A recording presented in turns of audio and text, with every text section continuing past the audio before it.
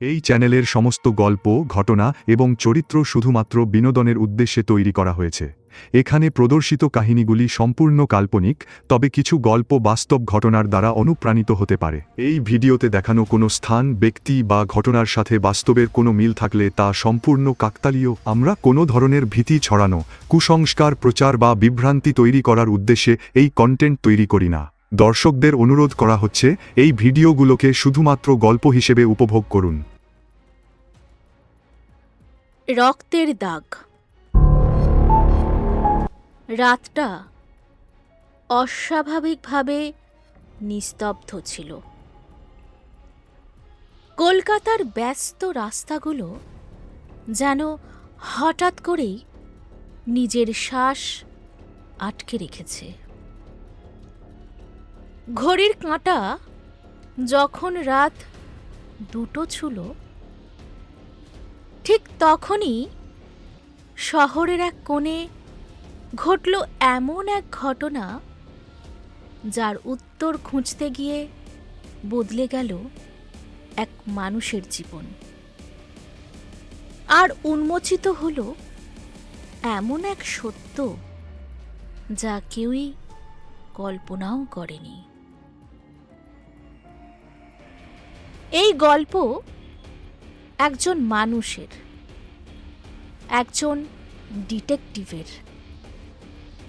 নাম অরিন্দম সেন, পেশায় private investigator. পুলিশের ফাইল যেখানে বন্ধ হয়ে যায়, সেখান থেকেই তার কাজ শুরু। বহু কঠিন কেস সে সমাধান করেছে, কিন্তু এই কেস যেন তাকে ধীরে ধীরে টেনে নিয়ে যাচ্ছিল এক অন্ধকার গোলক ধাঁধায়। সব কিছুর শুরু হয়েছিল একটি ফোন কল দিয়ে।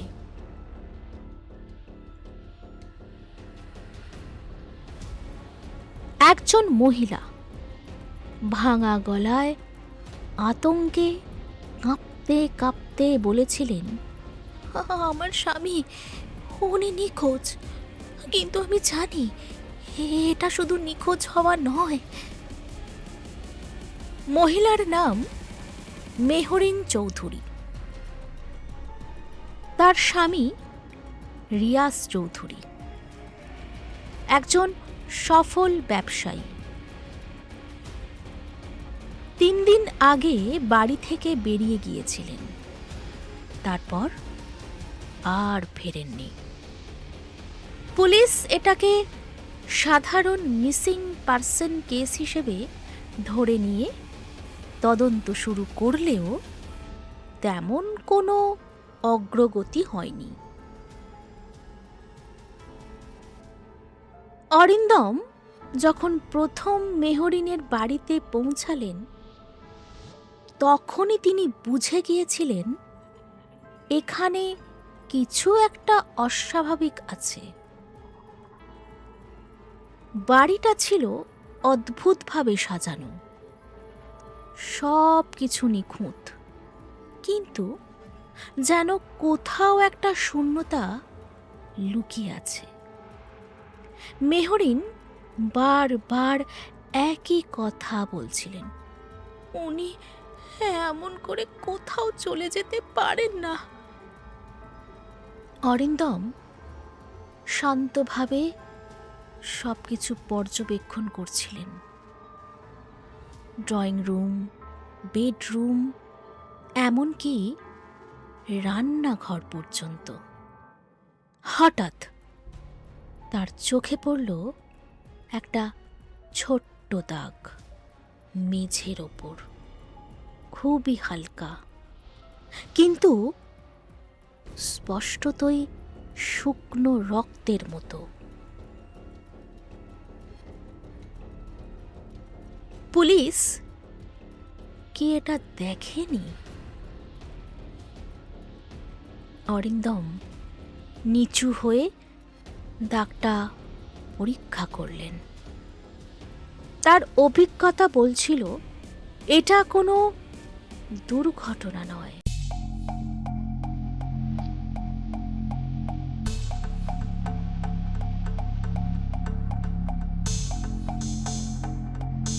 প্রশ্নটা তখন আরো জোরালো হয়ে উঠল। রিয়াজ চৌধুরী কি সত্যি নিখোঁজ, নাকি কিছু আরো ভয়ঙ্কর ঘটেছে? তদন্ত শুরু হলো। প্রথমেই অরিন্দম কথা বললেন বাড়ির কাজের লোক, ড্রাইভার এবং আশেপাশের প্রতিবেশীদের সঙ্গে। সবাই একই কথা বলল, রিয়াজ সাহেব শান্ত ভদ্র মানুষ ছিলেন, কারোর সঙ্গে কোনো শত্রুতা নেই। কিন্তু বাস্তবতা প্রায়ই এমন হয় না যেমনটা বাইরে থেকে দেখা যায়।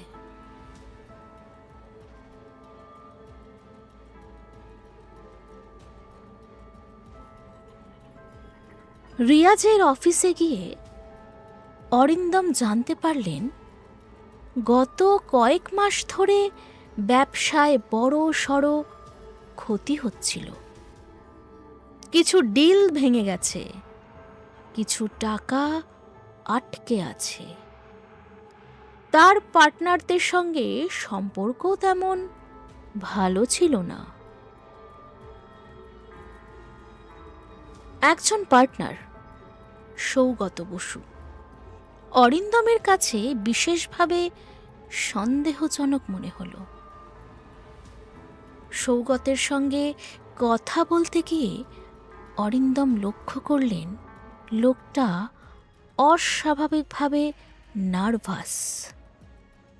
প্রশ্নের উত্তর দিচ্ছে কিন্তু চোখ এড়িয়ে যাচ্ছে বারবার। আপনি শেষ কবে রিয়াজের সঙ্গে কথা বলেছেন? অরিন্দম জিজ্ঞেস করলেন। সৌগত একটু থেমে বলল, 3 দিন আগে একটা মিটিং ছিল। কি নিয়ে? ওই ব্যবসার ব্যাপারে। কিন্তু সেই ব্যবসার ব্যাপার নিয়ে আর কিছু বলল না সে। অরিন্দমের সন্দেহ আরও ঘনীভূত হল।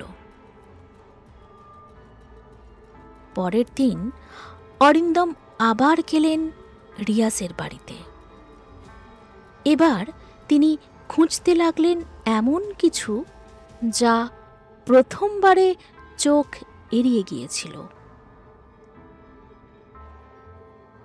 বেডরুমের আলমারিতে তিনি পেলেন একটি ডায়েরি।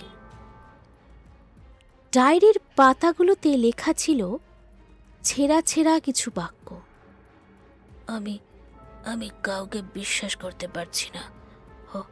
ওরা আমাকে শেষ করে দেবে।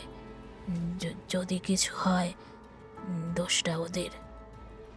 কিন্তু ওরা কারা?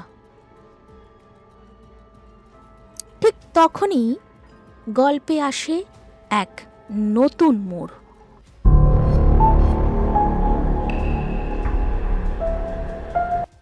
পুলিশ শহরের বাইরে একটি পরিত্যক্ত গুদামঘর থেকে উদ্ধার করে একটি মৃতদেহ। দেহটি পচে গিয়েছিল, কিন্তু শনাক্ত করা গেল সে রিয়াজ চৌধুরী।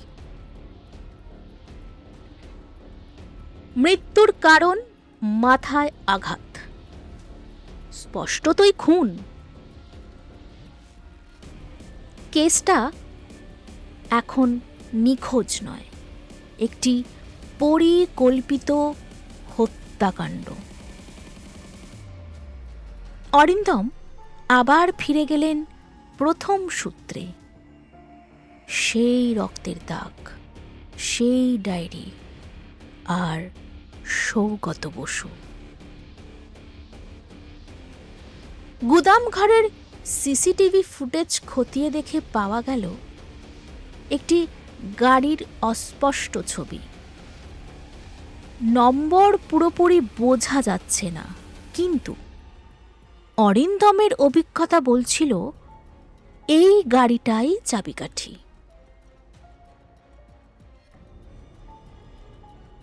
কয়েকদিনের তদন্তের পর অবশেষে সেই গাড়ির খোঁজ পাওয়া গেল, আর সেই গাড়ি নিবন্ধিত ছিল সৌগত বসুর নামে।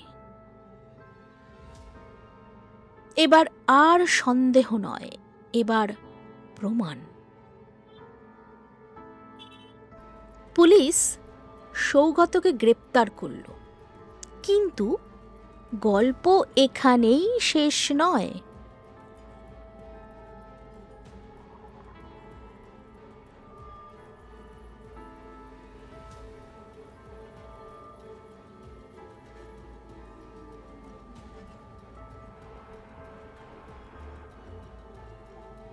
জোর করতে গিয়ে সৌগত প্রথমে সব অস্বীকার করলেও ধীরে ধীরে ভেঙে পড়ল। সে জানালো রিয়াজ তাদের ব্যবসা থেকে টাকা সরিয়ে নিচ্ছিল। তারা সেটা জানতে পেরে তাকে চাপ দেয়, কিন্তু রিয়াজ হুমকি দেয় সবকিছু প্রকাশ করে দেবে। সেই রাতেই মিটিংয়ের নাম করে তাকে ডেকে নিয়ে যায় সৌগত। কথা কাটাকাটির এক পর্যায়ে মাথায় আঘাত করে তাকে খুন করা হয়।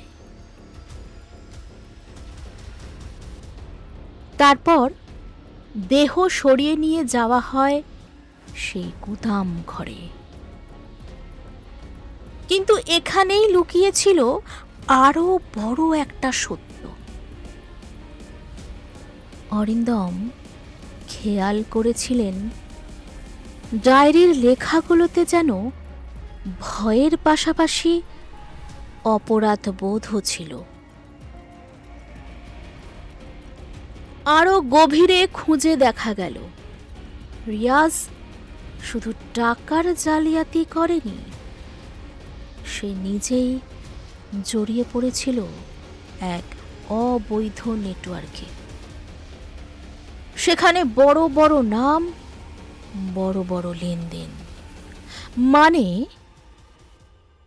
এই খুন শুধু একটি ব্যক্তিগত দ্বন্দ্ব নয়, এটা ছিল বড় খেলার একটি ছোট্ট অংশ। শেষ পর্যন্ত কেসটা বন্ধ হয়, সৌগত দোষী সাব্যস্ত হয়। কিন্তু অরিন্দমের মনে প্রশ্ন থেকেই যায়।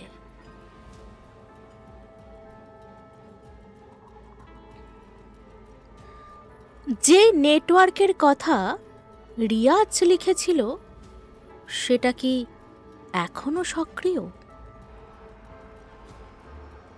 আর সেই অদৃশ্য ওরা, তারা কি এখনো ছায়ার আড়ালে লুকিয়ে আছে?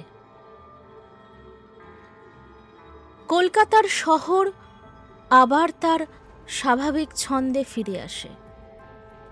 মানুষ ব্যস্ত হয়ে পড়ে নিজেদের জীবনে, কিন্তু কোথাও না কোথাও অন্ধকারটা থেকেই যায়। কারণ প্রতিটি রহস্যের সমাধান হয় না, আর প্রতিটি সত্য সামনে আসে না। কিছু গল্প শুধু ছায়ার মধ্যেই বেঁচে থাকে, আর কিছু প্রশ্ন চিরকাল উত্তরহীন।